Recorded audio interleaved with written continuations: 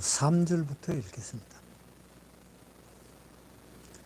예수께서 감람산 위에 앉으셨을 때에 제자들이 종종이 와서 가로되 우리에게 이르소서 어느 때에 이런 일이 있겠사오며 또 주의 임하심과 세상 끝에는 무슨 징조가 있사오리까.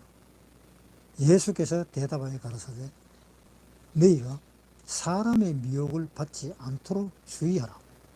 많은 사람이 내 이름으로 와서 이르되 나는 그리스도라 하여 많은 사람을 미혹해 하리라.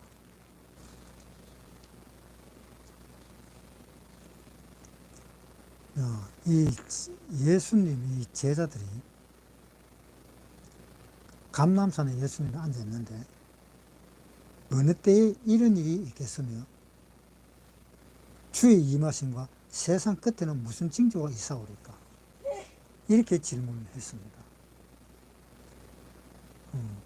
이 질문은 아마 누구든지 다 듣고 싶어하는 질문일 것입니다. 앞으로 어떻게 될 것인가, 그런 것도 신경을 많이 씁니다. 특히 이 성경을 많이 쓰는 사람들이 어떤 사람인가 하면 구원받은 사람들입니다. 구원받은 사람들. 왜 그러냐 하면 구원받지 않은 사람은 이거 별로 신경을 안 쓰는 겁니다. 그리고 언제 이런 때가 올 것이냐 그랬을 때 요 시대 정도까지만 구원받은 사람들은 생각을 하지, 더 깊은 단계에 들어가는 그 시대에는 별로 감흥이 없고 또 구태여 뭐 그런 것까지 들을 필요가 뭐가 있노. 뭐 심판이라 하면 뭐 다 그렇겠지, 뭐 다 부셔지고 박살나고 하겠지 뭐. 그렇게 생각합니다. 예수님이 감람산 위에 앉았을 때에 제자들이 종용이 와서 가로되 우리에게 이르소서 어느 때에 이런 일이 있겠으며, 이 어느 때라는 것, 어느 때에 이런 일이 있겠느냐. 즉 한번 보세요. 23장 37절 23장 37절 예루살렘아 예루살렘아 선지자들을 죽이고 너에게 파송된 자들을 돌로 치는 자여, 암탉이 그 새끼를 날개 아래 모음같이 내가 내 자녀를 모으려 한 일이 몇 번이냐. 그러나 너희가 원치 아니하였도다. 보라 너희 집이 황폐하여 버림바 되리라. 내가 너희에게 이르노니 이제부터 너희는 찬송하리라. 주의 이름으로 오시는 이여 할 때까지 나를 보지 못하리라 하시니라. 이렇게 하나님은 이제 나를 보지 못할 것이다, 이렇게 이야기하면서 주의 이름으로 오시는 이여 할 때까지, 주님이 오실 때까지 나를 보지 못하리라. 24장 3절 예수께서 감람산 위에 앉으셨을 때에 제자들이 종용이 와서 가로되 우리에게 이르소서 어느 때에 이런 일이 있겠사오며 어느 때에 이런 일이 있겠습니까. 이 천국이라는 것은 한번 생각을 해봅시다. 하나님이 이 천국이 얼마나 좋은 거길래, 얼마나 행복하고 그러한 곳이길래 예수님은 이 세상에 오시자마자, 공생애에 들어서자마자 회개하라 천국이 가까웠느냐 라고 이야기를 했습니다. 이 마태복음은 천국에 대한 이야기가 굉장히 많습니다. 그 천국에 대한 이야기가 굉장히 많은데 우선은 천국과 지옥을 갈라가지고 우선은 천국부터 먼저 한번 이야기를 한번 해볼게요. 욥기 37장 22절 북방에서는 금빛이 나오나니 하나님께는 두려운 위험이 있느니라. 자, 북방에서는 어떻게 했어요?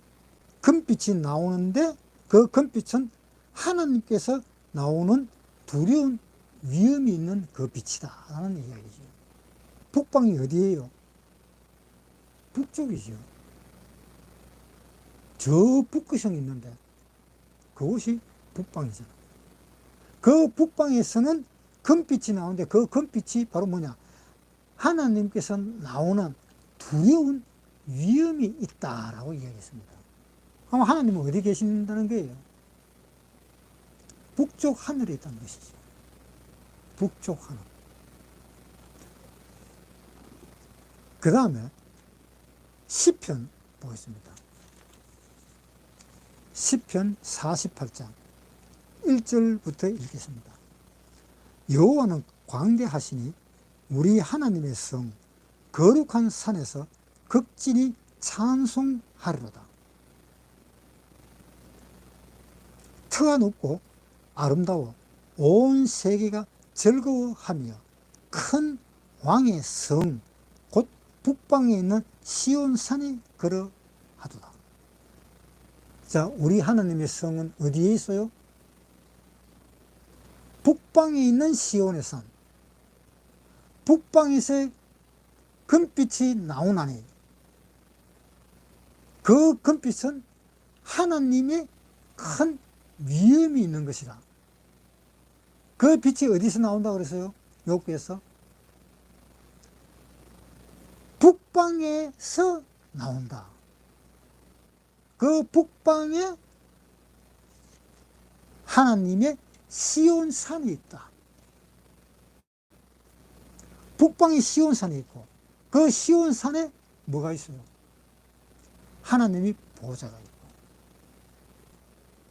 그 시온산이 뭡니까? 예루살렘 성이잖아요. 북방에 있는 예루살렘 성. 그 예루살렘 성에 하나님은 계시는 겁니다. 북방에 있는 예루살렘 성. 그런데 그 북방은 어디쯤 될까? 욥기 26장 6절. 하나님 앞에는 엄부도 드러나며 멸망의 웅덩이도 가리움이 없음이니라. 그는 북편 하늘을 허공에 펴시며 그는 북편 하늘을 허공에 폈었다. 자, 북쪽에 있는 그 북극성에 있는 그쪽에는 완전히 허공이다 이 말이지요. 그 허공이라 하는 그 터널을 뚫고 나가면은 그곳이 바울이 왔다가 간 셋째 하늘일 것입니다. 왜? 셋째 하늘에 뭐가 있습니까? 낙원이 있잖아요. 셋째 하늘에 천국이 있잖아요. 그래서 그 북방에 허공이 폈었다. 완전히 허공이라는 겁니다. 북극성에 있는 그 주위는. 그곳을 쭉 타러 올라가면은 거기에 시온산이 있고 거기에서 금빛이 나오고 하는 그 예루살렘이 거기에 있다 이런 뜻이에요. 우리가 하늘을 보면 북극성을 향해서 계속 그곳을 넘어서 별 사이를 넘어서 계속 가다가 보면 완전 허공인 데가 나오는데 그곳이 하나님의 시온산이 아닐까 라고 생각을 합니다. 왜? 이사야 14장 12절. 너 아침의 아들 계명성이여 어찌 그리 하늘에서 떨어졌으며 너 열국을 엎은 자여 어찌 그리 땅에 찍혔는고 내가 내 마음에 이르기를 내가 하늘에 올라 하나님의 묵별 위에 나의 보좌를 높이리라. 내가 북극의 지폐의 산 위에 좌정하리라. 가장 높은 구름에 올라 지극히 높은 자와 비기리라 하도다. 자, 한번 보세요. 12절에 너 아침의 아들 계명성이여 어찌 그리 하늘에서 떨어졌느냐. 아침의 아들 계명성. 계명성 아빠 샛별을 이야기하는 거예요. 그러니까 여기에 그 당시에 이 루시프가 아마 샛별처럼 빛났었던 건가 봐요. 그런 거 보면은 이 루시퍼는 천사들 중에서도 가장 아름다운 천사였을 것입니다. 12절 너 아침의 아들 계명성이여 어찌 그리 하늘에서 떨어졌으며 너 열국을 엎은 자여 어찌 그리 땅에 찍혔는고. 어떻게 그렇게 해서 땅으로까지 내려갔느냐. 땅에까지 찍혔느냐. 13절에 네가 내 마음에 이르기를 내가 하늘에 올라 하나님의 묵별 위에 나의 보좌를 높이리라. 자, 지금은 이 보좌가 쫓겨났을 때는 이 보좌가 이 세상에 있었습니다. 지금도 이 세상에 있습니다. 마귀의 보좌는. 지금 이 세상, 이 하늘에 있어요. 왜? 이 마귀가 사람을 자기 편으로 만들기 위해서 아담과 하와를 창조하고 에덴 동산에 데려다 놨을 때 이 선악과를 먹지 마라 그랬는데 마귀의 말을 듣고, 즉 루시퍼의 말을 듣고 아담과 하와는 깨어 가지고 선악과를 먹고 하나님한테 쫓겨났습니다. 루시퍼라는 그 마귀가 아담과 하와를 꼬셔가지고 이 세상을 다 루시퍼라 하는 그 천사는 점령을 해갖고 보좌에 앉아 있습니다. 지금 이 세상에 보좌가 있습니다. 마귀의 보좌가. 우리 눈에는 보이지 않지요. 왜? 마귀도 하나님과 같은 귀신이니까, 신이니까. 그 신의 세계에 있는 신이니까 우리가 볼 수가 없는 겁니다. 누가복음 4장에 보겠습니다. 5절 마귀가 또 예수를 이끌고 올라가서 순식간에 천하만국을 보이며 가로되 이 모든 권세와 그 영광을 내가 네게 주리라. 이것은 내게 넘겨준 것이므로 나의 원하는 자에게 주노라. 이 세상은 아담과 하와가 내한테 넘겨준 것이 아니냐. 내한테 넘겨준 것인데 내가 네한테 줄 테니까 내한테 절 한 번만 해라. 이런 이야기입니다. 그러니까 예수님은 그 마귀의 말을 아예 닫아버렸잖아요. 그래서 마귀에서 떠나와 버렸잖아요. 그러니까 이 마귀는 이 세상에 존재가 있습니다. 이 세상에 존재해가지고 지금 사람들과 같이 사는 겁니다.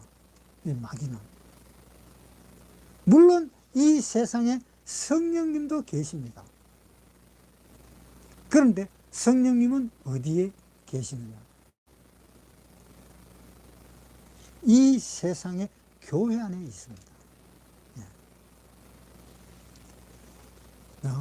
그래서 이 세상은 마귀의 세상에 있고 또 마귀의 세상에 있으면서 이 루시퍼는 하늘로 올라서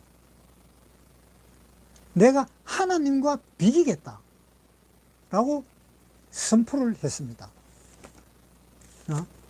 이사야 14장 다시 보겠습니다. 13절 내가 내 마음에 이르기를 내가 하늘에 올라 하나님의 묵별 위에 나의 보좌를 높이리라. 내가 북극 지폐의 산 위에 자정하리라. 북극 지폐의 산 위에 자기가 앉겠다는 겁니다. 그 왜 앉아요? 그 마귀가 왜 앉아요?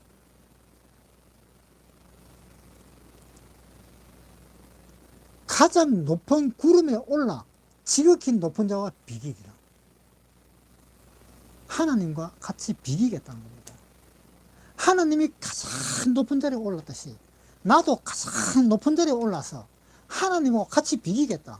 네가 이기나 내가 이기나 한번 보자. 그런 이야기죠.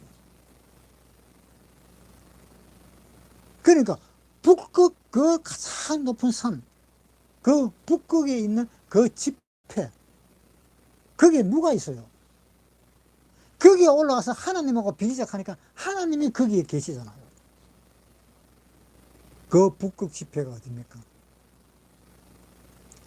북극성을 향해서 그 북방 거기에 완전히 허공이 펼쳐진 거기에 그곳을 쭉 따라 올라가면 또 다른 세상이 나오는데, 그 또 다른 세상이 나오는 그곳이 하나님이 계시는 곳이에요. 그 계시는 그곳에 이 루시프도 자기도 그곳으로 가서 하나님하고 비겠다는 겁니다. 그곳에 하나님은 계십니다.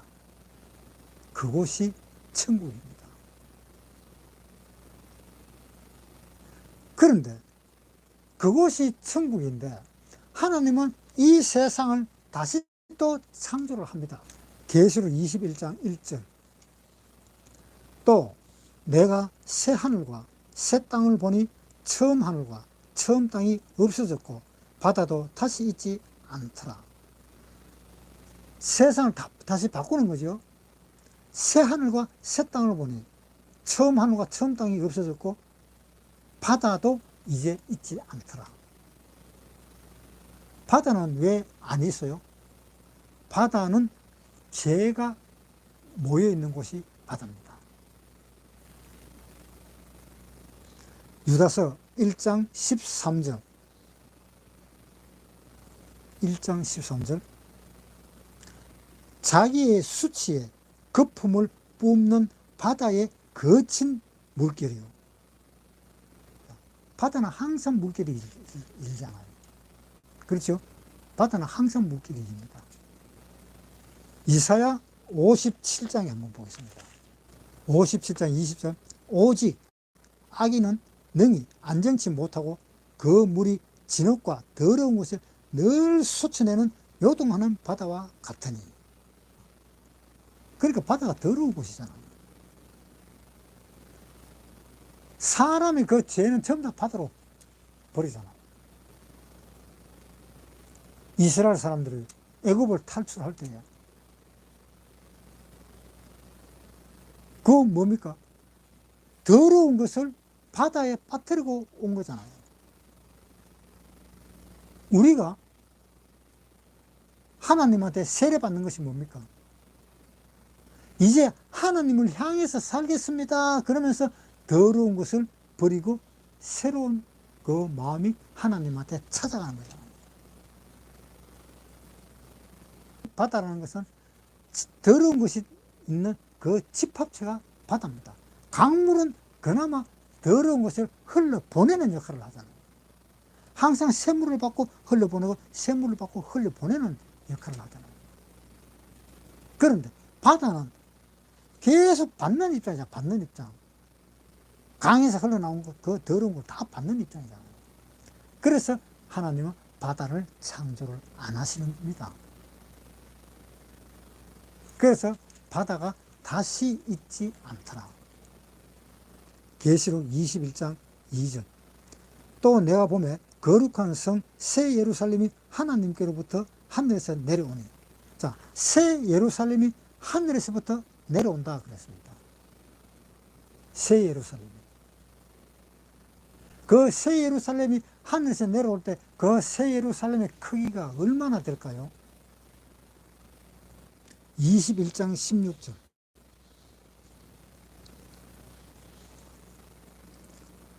그 성은 네모가 반듯하여 장광이 같은지라. 그 갈대로 그 성을 측량하니 12,000 스타디온이요. 장과 광과 고가 같더라. 장과 광과 고가 같더라. 그러니까 네모 반듯한 정육면체라는 겁니다. 그 길이가 12,000 스타디온이에요. 그 12,000 스타디온을 환산을 하면은 거의 미국과 같은 크기의 땅입니다. 그 예루살렘이 다시 땅으로 내려옵니다. 가로, 세로, 높이가 1700km 정도가 됩니다. 1700 정도. 그렇게 큰 성이 옵니다. 그것이 예루살렘 성전이에요. 21장 10절 읽어보겠습니다. 성령으로 나를 데리고 크고 높은 산으로 올라가 하나님께로부터 하늘에서 내려오는 거룩한 성 예루살렘을 보니 하나님의 영광이 있음에 그 성의 빛이 지극히 귀한 보석 같고 벽옥과 수정과 같이 맑더라. 크고 높은 성곽이 있고 12문이 있는데 문에는 12천사가 있고 그 문들 뒤에 이름을 썼으니 이스라엘 자손 12지파의 이름들이라. 동편의 세 문, 북편의 세 문, 남편의 세 문, 서편의 세 문이니 그 성의 성곽은 12기초석이 있고 그 위에 어린 양의 12사도의 12이름이 있더라. 그런데 여기에 동편의 세 문, 서편의 세 문, 남편의 세 문, 북편의 세 문, 이 문들이 왜 있을까? 이 문들이 꼭 있어야 될 것 같습니다. 왜냐하면 여기에 다른 사람들이 들어오면 안 되니까. 우리 구원받은 사람들만 들어가야 되니까. 혹 다른 사람이라든가 다른 어떤 것들이 출입을 하면 안 되니까. 그래서 여기 문이 있습니다. 그런데 누가 출입할까봐 그러느냐? 요한계시록 22장 1절부터 읽겠습니다. 또 제가 수정같이 맑은 생명수의 강을 내게 보이니 하나님과 및 어린 양의 보좌로 붙어 나서 길 가운데로 흐르더라. 강 좌우에 생명나무가 있어 12가지 실과를 맺히되 날마다 그 실과를 맺히고 그 나무 잎사귀들은 만국을 소성하기 위하여 있더라. 자, 여기에 그 나무 잎사귀들은 만국을 소성하기 위하여 있더라. 만국이라는 것이 또 있어요. 천국에. 이 만국은 예루살렘 성 바깥에서 사는 겁니다. 예루살렘 성 바깥에가 만국이 있습니다. 그 예루살렘 바깥은 지금 우리가 사는 것처럼 그렇게 살 것입니다. 구원 안 받은 사람이 천년왕국을 거쳐서 그 다음에 천국으로 가기를 위하는 사람들만 만국을 형성하면서 사는 곳이 예루살렘 성 바깥입니다. 그래서 그 사람들이 들어오지 못하게 하기 위해서 천사들이 다 보초를 쓰고 있습니다. 14절에 그 성의 성곽은 12기초석이 있고 그 위에 어린 양의 12사도의 12이름이 있더라. 그러니까 한쪽 문에 문이 3개, 또 한쪽에 문이 3개, 또 한쪽에 문이 3개, 또 한쪽에 문이 3개, 문이 총 몇 개가 있어요? 4군데니까 12문이 있고 그 12문의 그 기초석, 그 성곽, 성곽이 기초석으로 있는 거기에 12사도의 12이름들이 적혀 있다. 18절부터 읽겠습니다. 그 성곽은 벽옥으로 쌓였고 그 성은 정금이다. 자, 성곽은 벽옥으로 쌓였고, 그러니까 이 성의 이 담은 벽옥으로 쌓아놨다 이런 뜻이에요. 1700km가 되는 그 한쪽 면이 전부 다 벽옥으로 다 되어 있다. 그거 한번 상상을 한번 해볼 수 있겠어요? 19절 그 성의 성곽의 기초석은 각 보석으로 꾸몄는데 첫째 기초석은 벽옥이요, 둘째는 남복석이요, 셋째는 옥수요, 넷째는 녹복석이요, 다섯째는 홍만호요, 여섯째는 홍보석이요, 일곱째는 황옥이요, 여덟째는 노곡이요, 아홉째는 담황옥이요, 열째는 비치옥이요, 11째는 청옥이요, 12째는 자정이라. 그러니까 12사도의 이름이 있는 대로 다 옥으로 다 해놨다 이런 이야기잖아요. 그러니까 성곽, 성벽은 전부 다 보석으로 완전히 다 꾸며놨다 이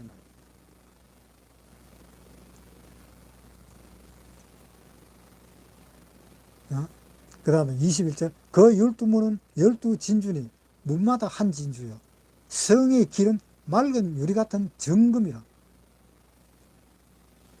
문은 전부 다 진주로 되어 있고 문마다 진주가 하나야 하나. 그 큰 문짝이 한번 보세요.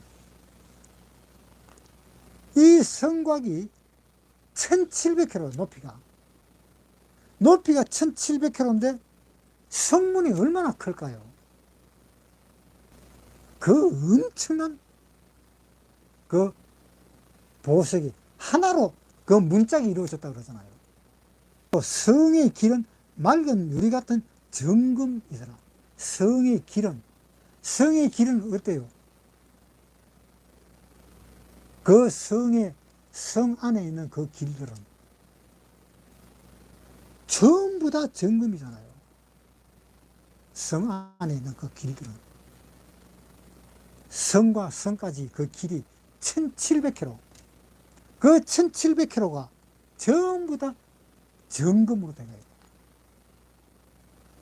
그 우리가 상상이나 하겠어요? 그 천국이 그렇다는 걸. 그러한 곳에 만국에 있는 사람이 그거 들어온다 하면 그거 되겠어요? 구원받지 않았나? 그 만국인이 들어온다면. 22절 성 안에 성전을 내가 보지 못하였으니 이는 주 하나님 곧 전능하신 이와 및 어린 양이 그 성전이십니다.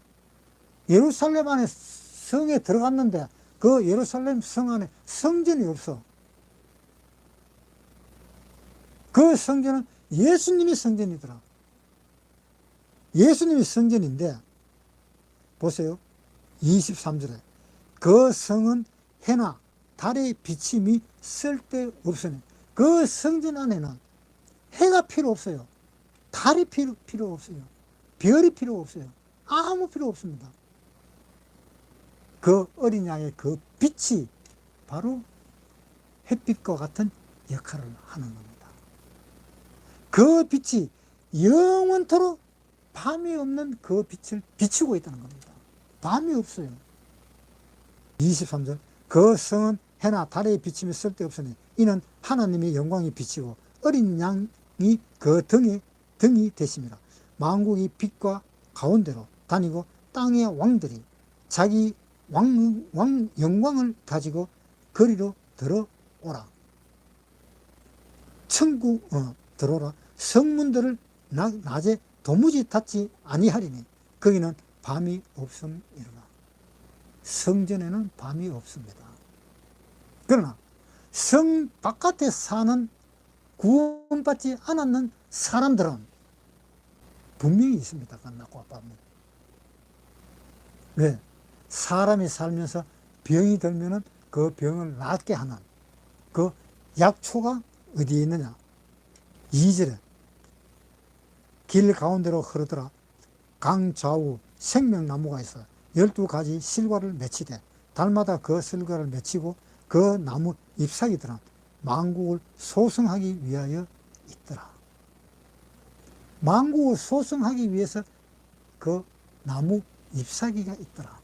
그 나무 잎사귀로 자기 몸이 약해지면 그 몸에 바르면 아니면 그 약초를 먹으면 병이 낫도록 그렇게 되어 있습니다. 성 바깥에 대해서는 아직 확실하게 나와 있지 않으니까 천국과 완전히 다르다는 것은 분명합니다. 고린도후서 12장 1절부터 무익하나마 내가 부득불 자랑하노니 주의 환상과 계시를 말하라. 내가 그리스도 안에 있는 한 사람을 아노니 14년 전에 그가 셋째 하늘에 이끌려 간 자라. 그가 몸 안에 있었는지 몸 밖에 있었는지 나는 모르거니와 하나님은 아시느니라.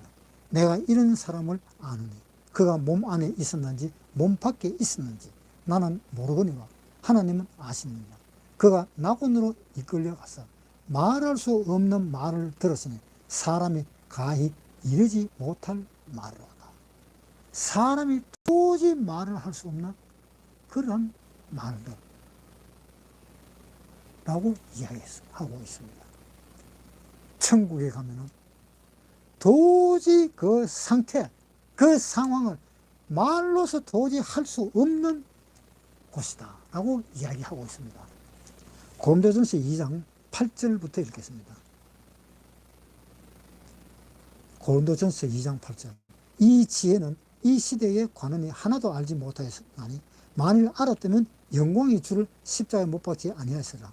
기록된 바 하나님이 자기를 사랑하는 자들을 위하여 예비하신 모든 것은 눈으로 보지 못하고 귀로도 듣지 못하고 사람의 마음으로 생각지 못하였다 함과 같으리라. 여기가 천국입니다. 마음으로 상상하고 생각하지도 못했는 그 곳이 천국이다라고 이야기하고 있습니다.